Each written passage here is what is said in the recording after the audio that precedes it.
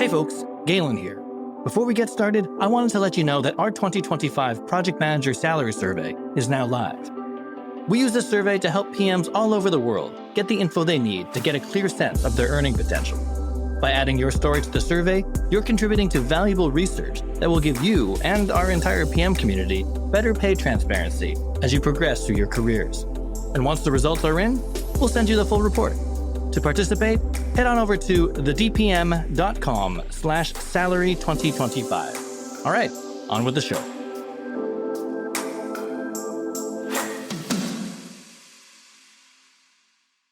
Paper pushers, process police, party poopers. The project management office often has a slew of unflattering nicknames. Despite starting out with a vision to create consistency, scalability, and chaos-free value delivery, what the folks feel on the receiving end is sometimes restriction, bureaucracy, and homogeneity. In fact, to some folks, a project management office sounds more like a stale anachronism than a hotbed of innovation. But in a world where non-PM roles are increasingly expected to deliver projects, and where emerging tech is aggressively forcing us to change the way we work, it's possible that the PMO will actually be the key to unlocking the future of project management.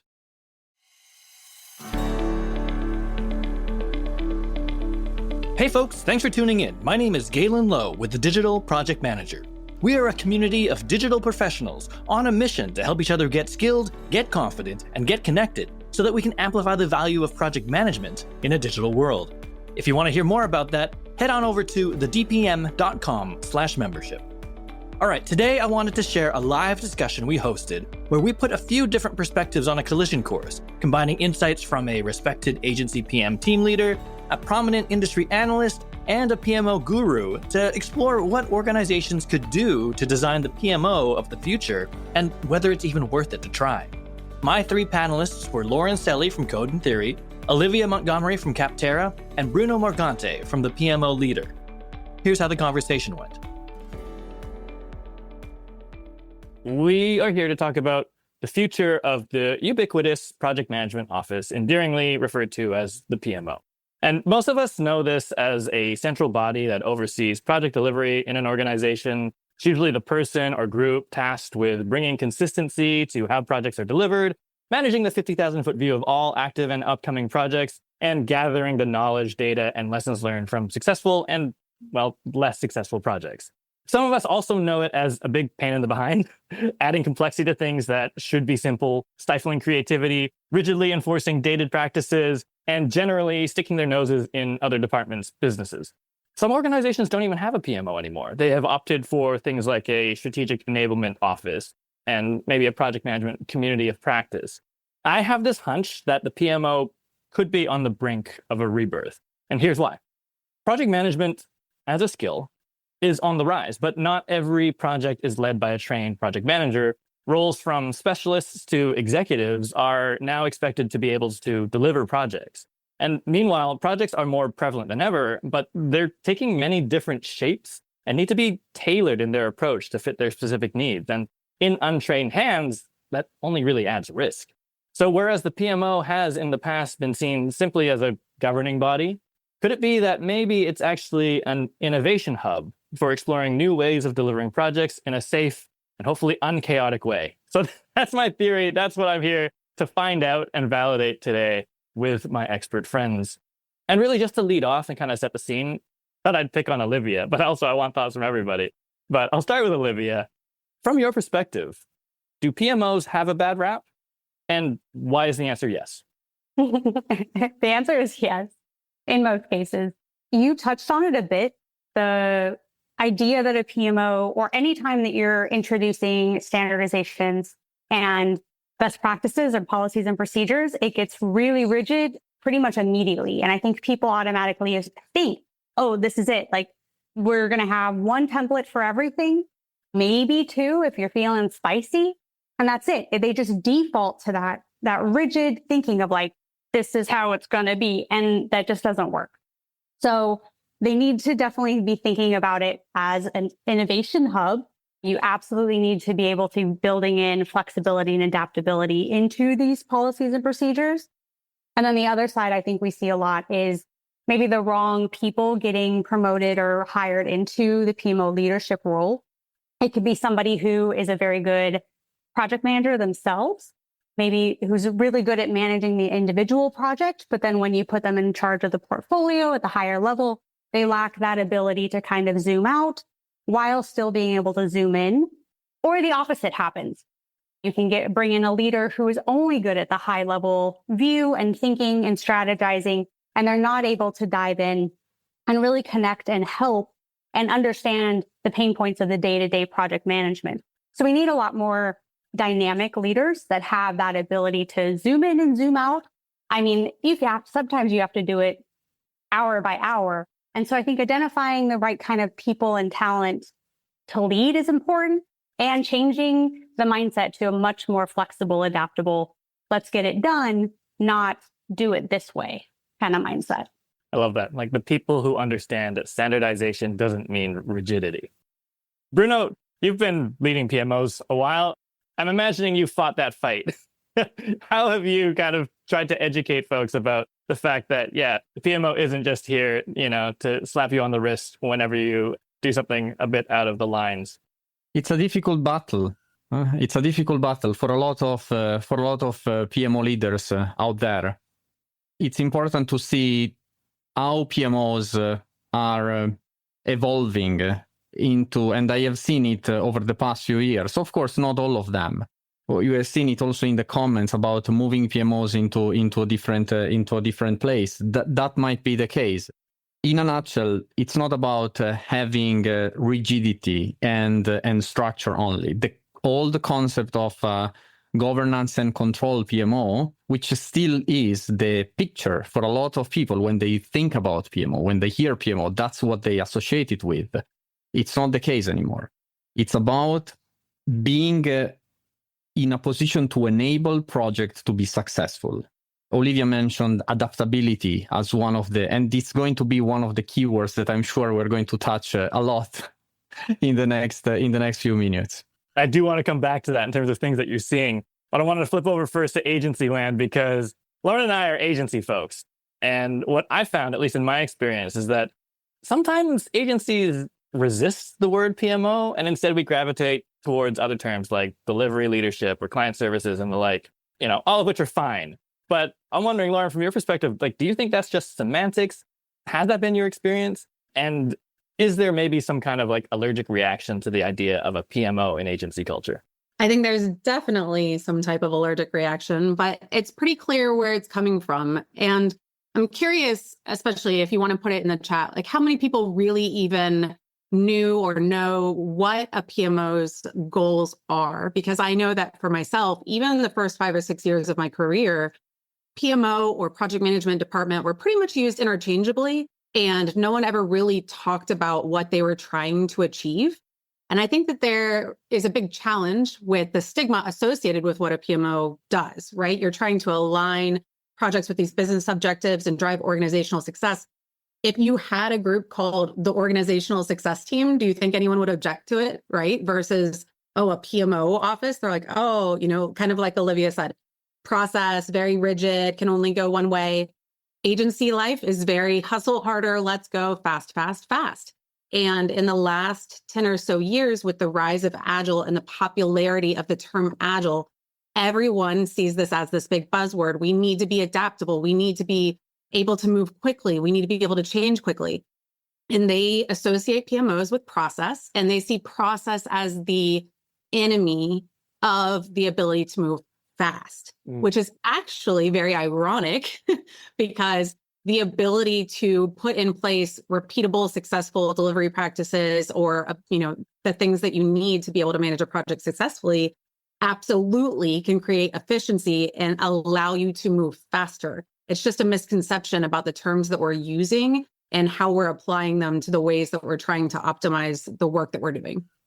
Really like that. We're there's this semantic dodge where we're we'll just use another word, but then we still forget sometimes what the actual purpose is and how that can help us not treat every project as this unique snowflake, but actually it has some standardization that is still adaptable and flexible and agile. And also, by the way, a lot of these agency projects, and you probably aren't allowed to talk about some of the stuff that you're working on right now, but there are some mega projects happening within these agencies. And like, you can't just fly by the seat of your pants anymore. And I think that's something that a lot of agencies are starting to come to terms with as well.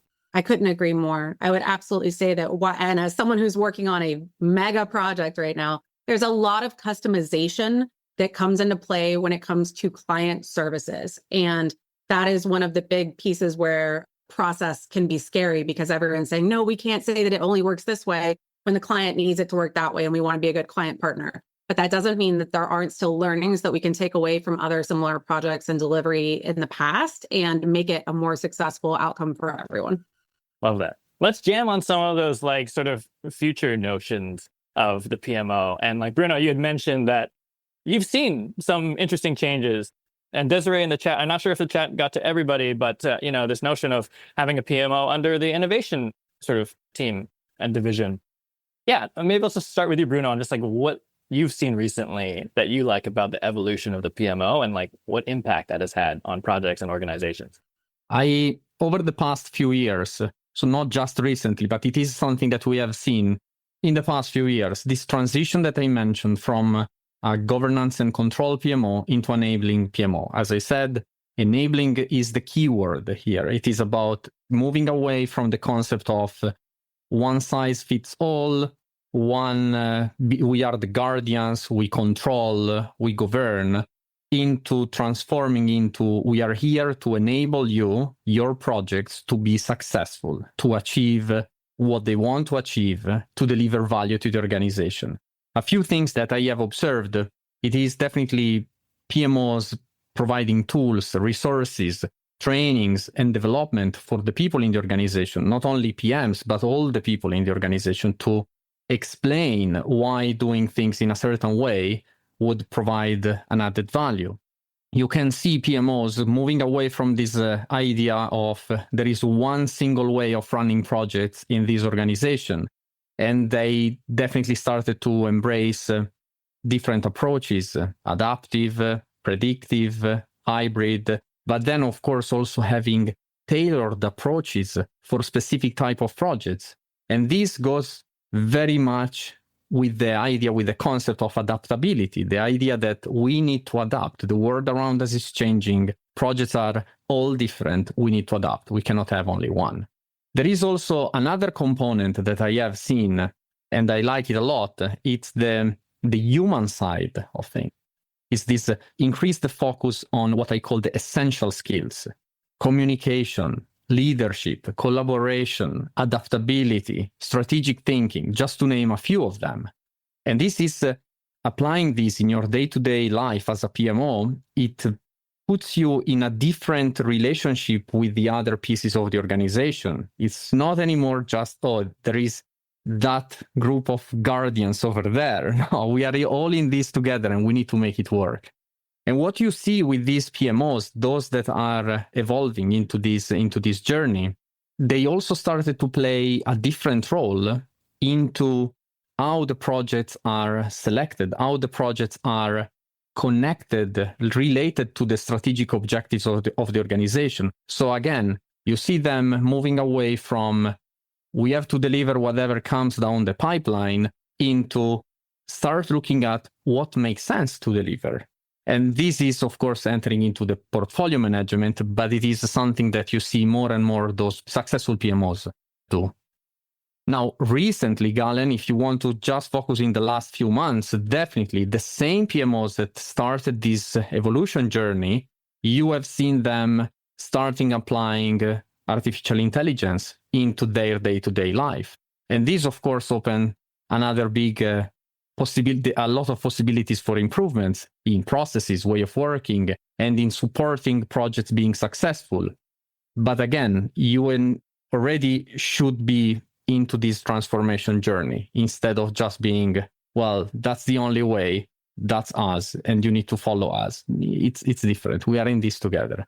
I like that sort of collaborative tone, and also just the human angle, right? Like the bad rap that I kind of tricked all of you to fall into and agree with is that this is sort of like robotic PMO by reputation, but actually, Bruno, something you talk about a lot in your material is a human-centered PMO? All right, I have to jump in. I love that so much. And I think that that's where the strength and flexibility and adaptability of a PMO, especially in the leadership roles of them, is so important, because you want to look at more the tools and structures and standardizations that the PMO provides are there to help you make less emotional decisions, to help catch decision-making biases, logic fallacies that you have. So if you're helping them understand, like, we're giving you these tools to help you manage and lead people, that can be helpful as well. And trying to think of a PMO as like, okay, you help us make thoughtful, methodical, accurate, good decisions by, like I said, using tools that kind of limit and account for emotional biases, personal motivations, department motivations, providing that, like, the leadership of the people. It's not that, like, you need to follow this project plan and do these tasks. Helping them understand that using tools like 3C charts and other things help the people make better decisions and work better together. I love that. Tools are not the skills. Lauren, I wanted to swing back to something you had said about the sort of adaptability and tailoring. Arguably, like, there is so much humanity in the, like, client services world, because you are thinking about, how can I fit into this client who does not work in our organization, does not have the same strategic objectives as our organization. We need to help serve that. And could you talk me through, maybe at a high level, of what you've seen in terms of how that adaptable process works? Like, it's like, okay, we have a way of doing things, but it's not a cookie cutter, or maybe it's not a cookie cutter that's that rigid. We can sort of bend it, but what does that process look like? Absolutely. I think there are a couple of ways that you see people interested in your process, and they may or may not want to just make sure that you have a framework in place to be able to deliver successfully.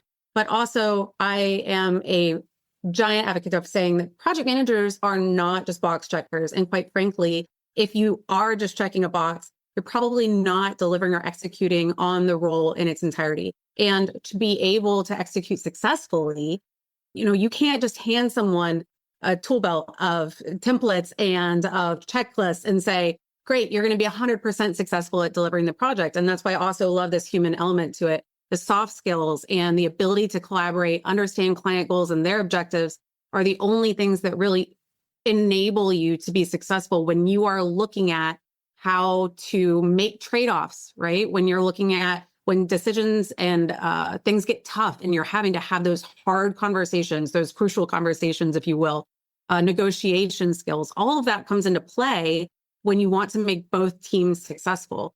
Everyone knows that not every project is going to follow any type of exact cookie cutter template. Everything is chaos every day. And we're always trying to look at the ways that we can make the best decisions, not only for our team to protect our teams, but to still drive those outcomes of what the clients come to you to deliver in the first place, those big goals.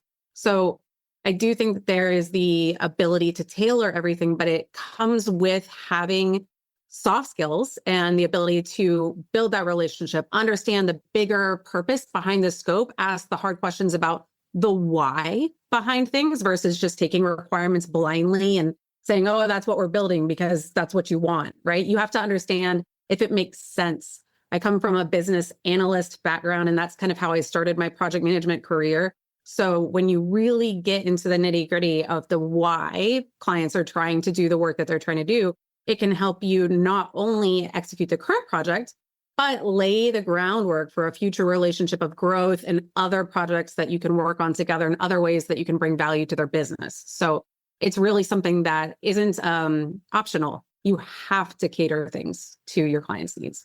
I love that. It's not just a tell, but also a listen, right? In order to be an enablement office, in order to be a group that empowers people to do that.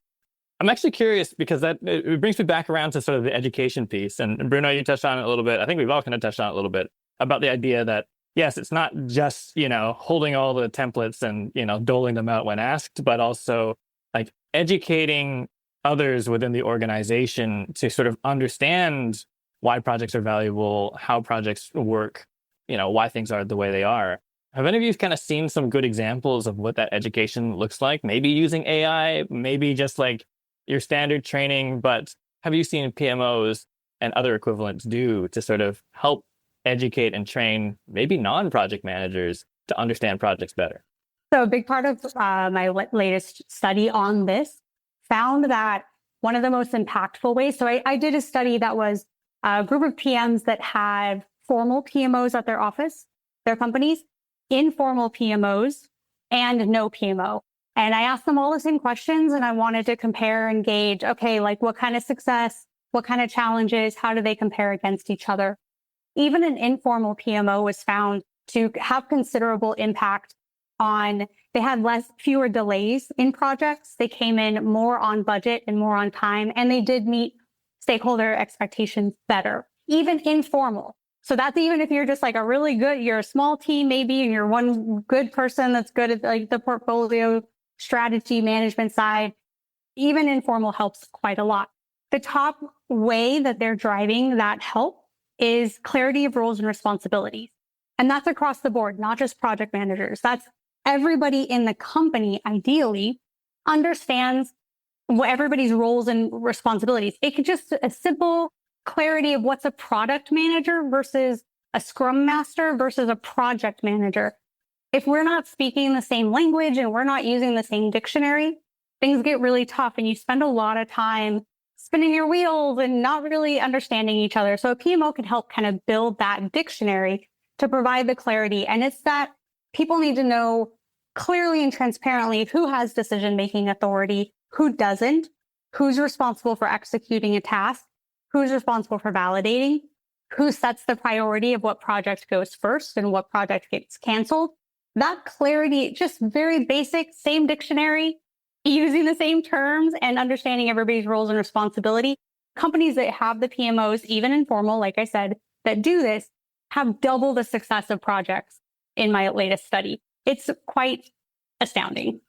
I love that, like, clarity is the job. And in some ways, you know, that clarity around like, how are we all working together, not just as a project team, but like as an organization, is part of the purpose and is somewhat universal, I think, in terms of like humans working together for now.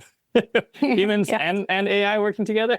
I'm already telling PMs who are starting to work with AI to put AI on a RACI chart, especially if they're doing something specific, even if it's something new or simple, like it's going to start making your status reports, even just starting to show like, this is your clear role. I think there's a lot of resistance, hesitancy, and fear about PMs being automated out of a job, other people on the project being automated out of a job. I think you can help kind of quell that and box what AI is going to be doing. Put it in a RACI chart. I love that. I think that's such a great idea. I'm going to try that and see how many A's end up with AI on it. I guess maybe like that kind of tilts us actually into the future. And I do want to kind of have a futurist spin to this. And then we'll get to the questions, because I see a lot of questions sort of building up, and I want to get to as many as we can. But let's put on our future hats a little bit, because we're talking about AI. Bruno, you mentioned AI in the context of, you know, a PMO. And we've been talking about, you know, Lauren, you've mentioned about like sort of aligning to strategic objectives in a client context or in an enterprise context. You know, it has to be like the delivery of that strategy. It's not just getting projects done. It's making sure projects are successful, and that's not the same thing. Bruno, like, talk to me. We've had some conversations about, you know, like strategy execution as being sort of the PMO focus. And if you were to kind of look into the future of a human-centered, AI-powered PMO, what shape does that take? What are some of its characteristics for you? I think what I see there, it is companies that take an important decision about defining what success looks like. Because this is where we still have a big gap. You still hear too many people talking about, oh, well, a project is successful if it is delivered on scope, on time, on budget. You know, the famous iron triangle. It's true until a certain point. I always ask the question, so what's the point of perfectly delivering a project, which in the end, it produces something which is absolutely not used by anyone? What's the point? Mm-hmm. So do a step back, define success in a proper way, and have the organization on the same page, not PMO saying a project needs to be delivered on scope, on time, on budget, while actually the organization wants outcome, benefits, value out of that project. So bring them to that level. Then when you are there, it is definitely like you are playing a different game. As a PMO, you are definitely going to play a different game. How do I see it in future? There are all the things that I described, plus, of course, adding AI to the picture, it is going to help projects being more successful, which in the end, it is the reason why we are all doing what we do. We want them to be successful. It is also helping organizations getting what they actually wanted out of their strategy, design the strategy, which until now, really too many companies are keeping the two things so separated, and they shouldn't. We are talking about the same. You have a beautiful strategy designed.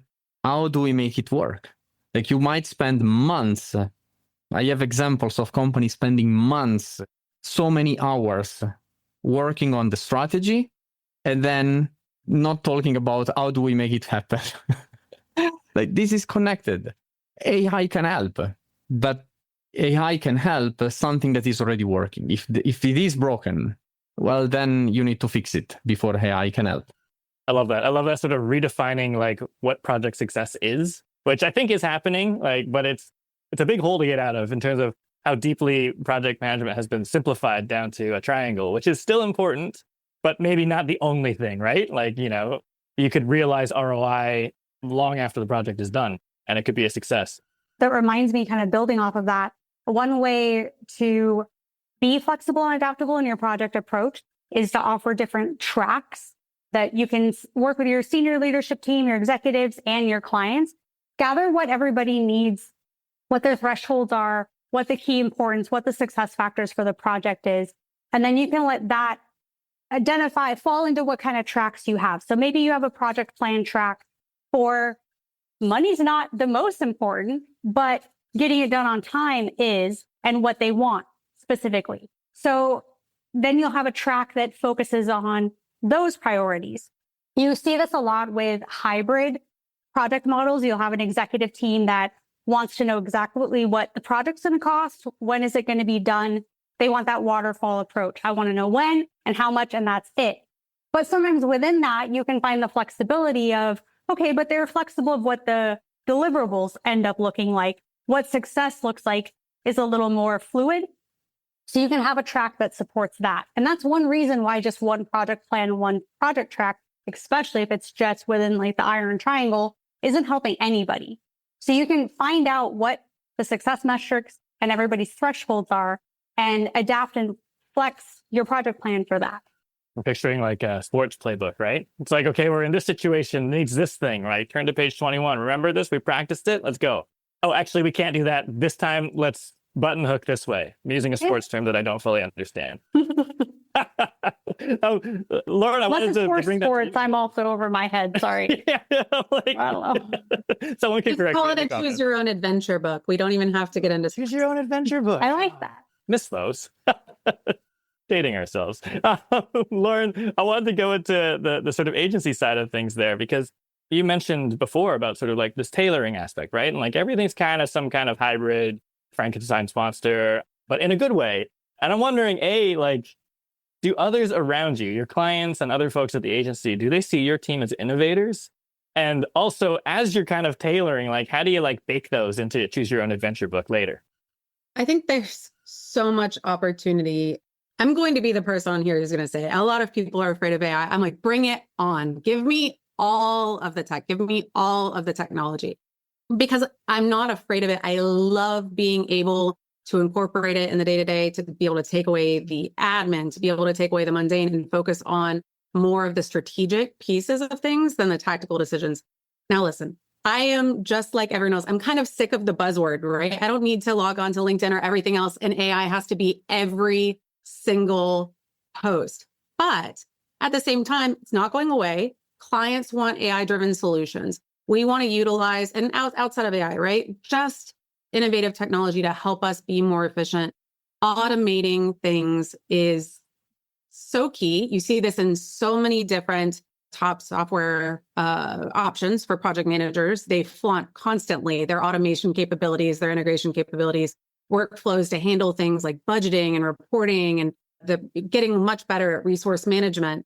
I also love utilizing technology like that to help with kind of leaning back on what we were saying earlier, training and education. there's this ability to, instead of using this approach from back when we were young and in school and just assuming everyone has the same learning style, this is something I take to content creation as well. You don't have to just say, here's a training or here's a video, watch it. We expect you to retain it. And we expect you to be able to deliver all of these results for a client. You can use these types of technologies to cater something to a topic that a person really likes hearing about, create unique analogies.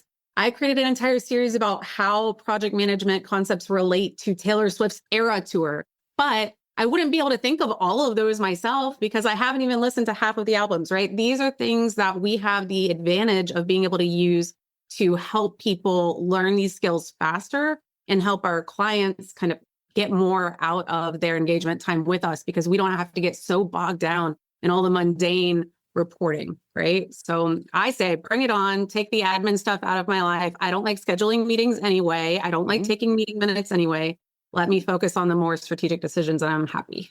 I love that. And there's like that opportunity and like opportunity risk as well of like, oh, it's getting taken off my plate so I can do more admin instead of actually going, okay, the hard pivot is actually to be like, how can we get to the table on strategy? Because we might not be there right now. Nobody sees us as innovators. Everyone thinks that we are, like the robotic standardization police, but we're not. We're actually innovating every day because every project's a little bit different and we hit chaos and we actually need to do something a little bit differently.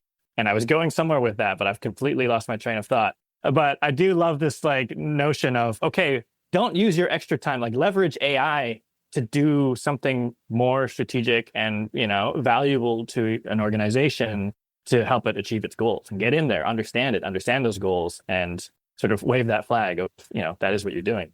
I guess it's funny because it kind of leads me down a path and then I'll take it to the Q&A probably after this. But, the interesting path is like, we had talked about AI. There's just some fears in any profession. Will it take my job? Equally, we have like the informal PM. Like I opened this up and I said, a lot of projects are getting run by people who aren't project managers, who never thought of themselves as project managers, who've never been trained as project managers. And then we have a PMO of innovation and collaboration, a human-centered, empathetic, flexible, adaptable, dynamic, agile PMO. It's going to help people deliver projects.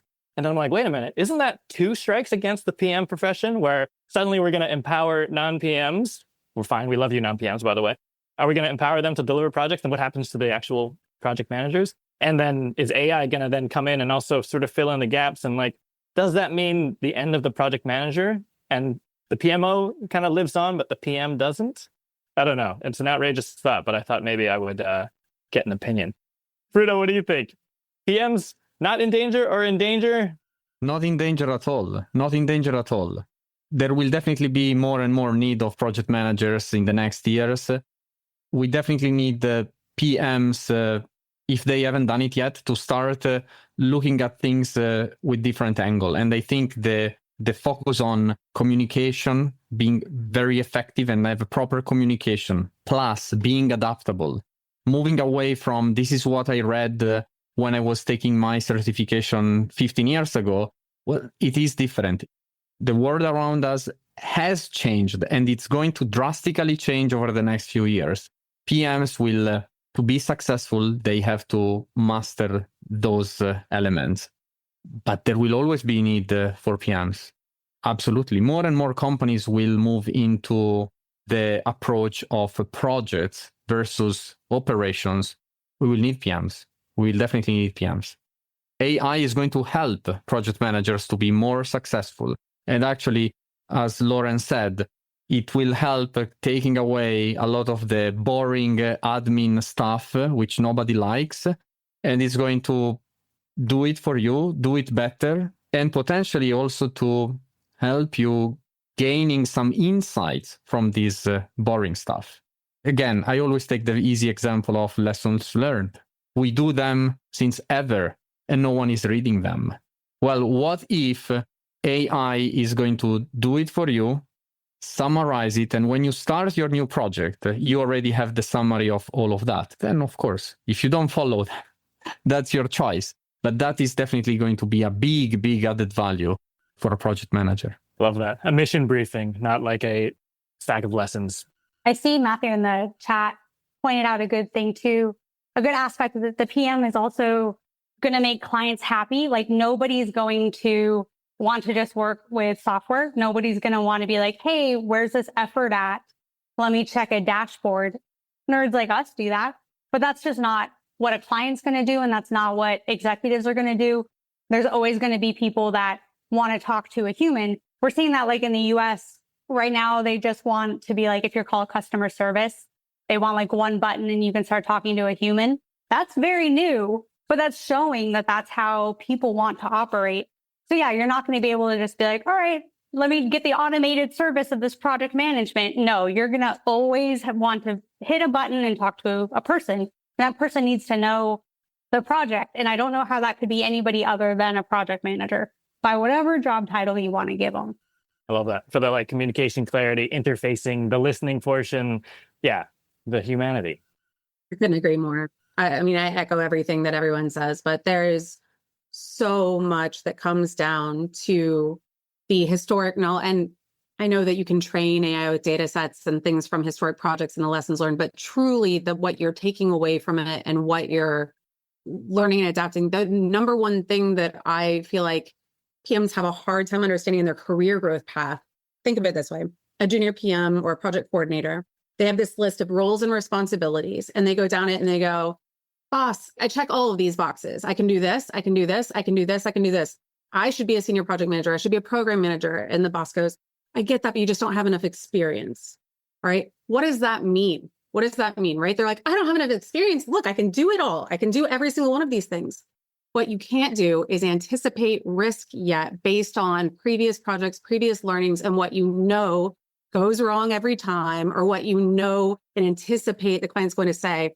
There's so much nuance that comes to the knowledge that you've retained from running these things in the past, from the way that you know teams operate and interface with each other, especially when you run global teams like I do, the things between India or Europe and the Philippines and South America and Latin America. We have all of the various cultures and the nuance that comes into that too.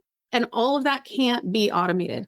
It's an amazing tool to have, technology, AI, everything helping you with all of the mundane, but PM's here to stay. We're people, and that role is going to exist. I love that.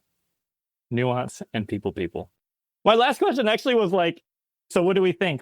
Should the future be the PMO show, or should it go the way of the dodo? And I think a resounding PMO's here to stay. It can be an innovation hub. We need to keep it human. We need to use AI to our advantage, and we need to drive strategy more than we need to focus only on an iron triangle. And I think there's some like how questions now. This is why I wanted to get into them, because like, okay, but how? So I've got a question over here from Matthew. The question is, how can small agencies instill a PMO when funding is typically lacking, leadership buy-in is challenging, and the experience of people promoted into the position, they just don't have the training? And also the agency isn't able to train them up. Where does one start? I might throw that to Lauren first. I have an answer, but I can't tell you that you're going to like it. And the answer is going to be do it anyway. You do it anyway. And it's not uncommon to see this be an answer to how you prove the value of something. Start showing results. It's the same way that you get promoted in a job. Do the next role above you. Show that you can handle that capability. Start optimizing process, show how you've made an impact in the way that things are working, and show how you believe that you could make more impact, create that business case, put the why behind it. The value of the PMO, again, is coming back to being able to support these bigger organizational goals. And if we can get people away from the stigma of the name and think about it more as a group that is truly trying to help the organization meet their goals, then executives and leadership start to see it as profitability, efficiency, ways to actually make money versus spend money on operations. But it's hard to get them there, and you have to prove it first. So do it anyway. I'll add one tiny extra piece. Do it, but collaborate. Because to the point that Olivia made earlier, everyone has a different level of exposure that they experience in an organization. Some people are zoomed way out and they're focused on these big picture goals, and they have no idea what's going down on the tactical ground. That's when you see people who are doing the day-to-day execution so angry at management, because it's like, how far removed can you be? Then you have the people that are so tactical that they're constantly like, this stinks, this doesn't work, we need to fix this. And they don't have any idea what the bigger problems are that the organization is trying to face. You only solve these problems when you work together and bring together these different mindsets and different levels. So do it, but collaborate. Don't work in a silo. Love it. Yeah, it's the isolation that's created those negative stereotype in the first place. Another question here, and I think we touched on it here, but I wanted to kind of expand on it. The question is there a certain size of agency, or I'm going to open it up and say, or any organization that like should or should not consider having a PMO? I'm wondering, Bruno, if you have any thoughts on that?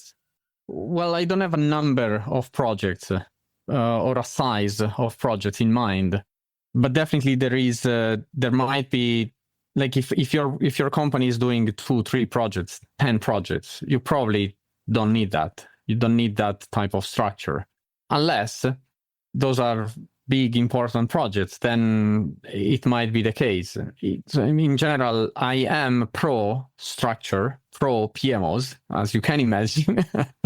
But I am the first one saying it really depends from your reality.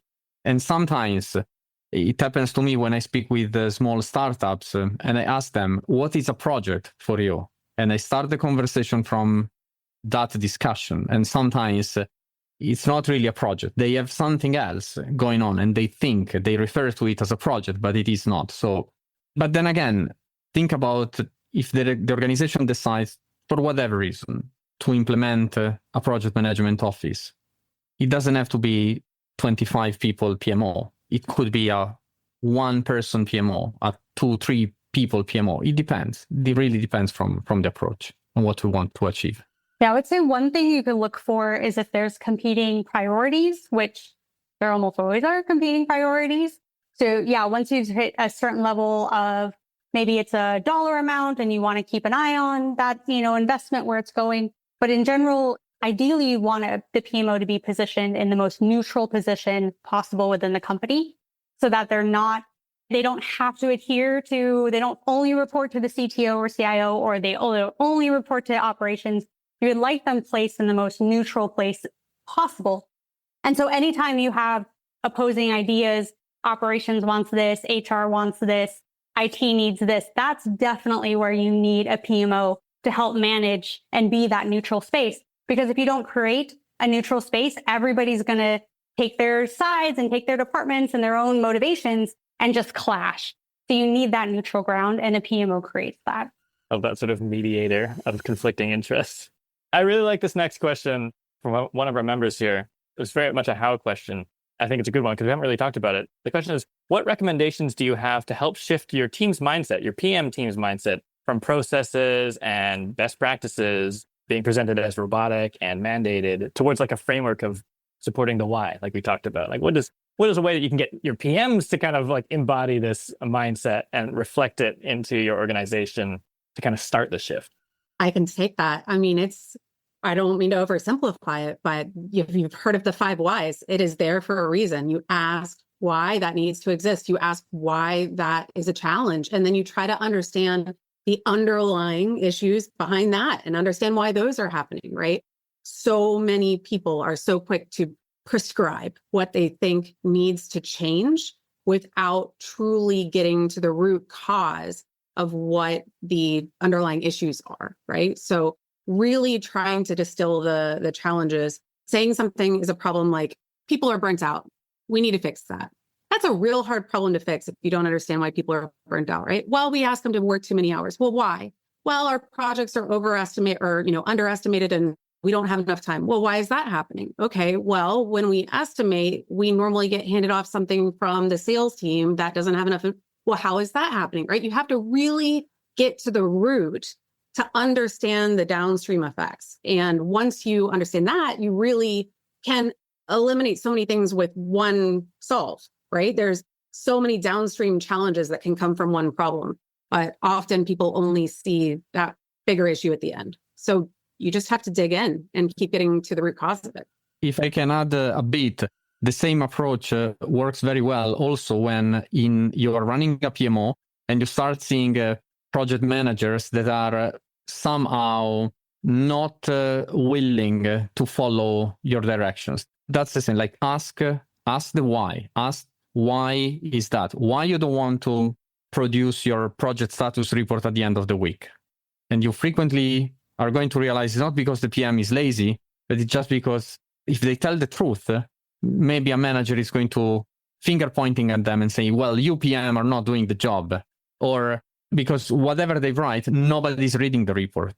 So then the problem is not the PM is not doing the status report. The problem is much bigger. Is the organization is not ready to have that type of conversation. And you can take that and bring it to the right table, having the discussion to the right table. I'm going to conflate two questions here because, we've been talking about project managers. I have a project manager bias. But the question I'm going to conflate is, do the panelists think that a PMO is more of an operations role or more of a senior PM/director role? And also, to conflate a question with another one, can we talk about some of the non-PM roles, the administrative support that supports a PMO, and what kind of skill set or mindset they should have?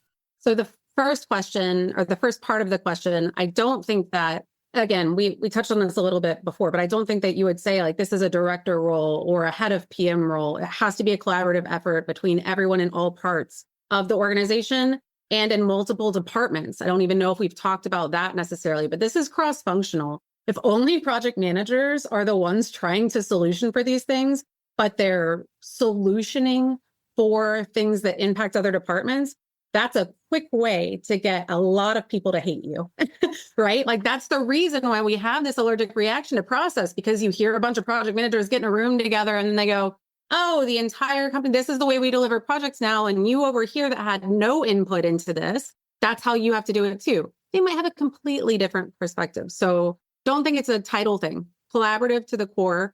Sometimes the title makes a difference in who has the authority to start it or to approve time or to approve budget that can go and be allocated towards it, but certainly not who should be participating only and who should be making the decisions in a silo. So that's the first part. Yeah, I think you should try and identify the skill sets and the traits that you need. Who is always asking, challenging the status quo? Who's digging deeper? Who gets people to open up and talk transparently and honestly? Who's able to, do that? That's key. And that can be anybody, whether they need to be put into a different role based on like your organization's culture. That's going to be case by case, but try to identify those traits, dynamic thinking, problem solving, always challenging and trying to like iterate and prioritize, endless, ruthless prioritization mindset. Find those people and amplify their voices and have them kind of drive and be kind of like the pivot point for the collaboration. Because like I said, they're the ones that people open up to. Lean into that. Have them keep doing it because you need to be collaborative. Boom. All right, folks, there you have it. As always, if you'd like to join the conversation with over 1,000 like-minded project management champions, come join our collective. Head on over to thedigitalprojectmanager.com/membership to learn more. And if you like what you heard today, please subscribe and stay in touch at thedigitalprojectmanager.com. Until next time, thanks for listening.